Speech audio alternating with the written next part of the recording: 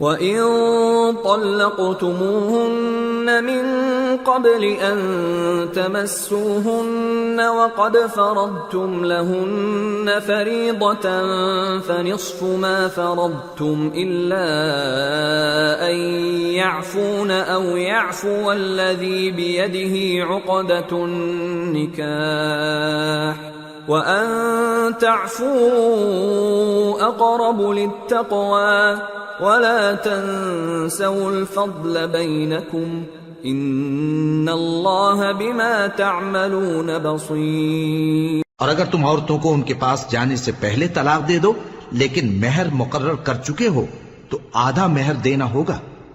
ہاں اگر عورتیں مہر بخش دیں یا مرد جن کے ہاتھ میں عقد نکاح ہے اپنا حق چھوڑ دیں اور پورا مہر دے دیں تو ان کو اختیار ہے۔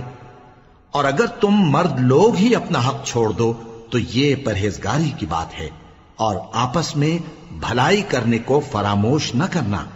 کچھ شک نہیں کہ اللہ تمہارے سب کاموں کو دیکھ رہا ہے۔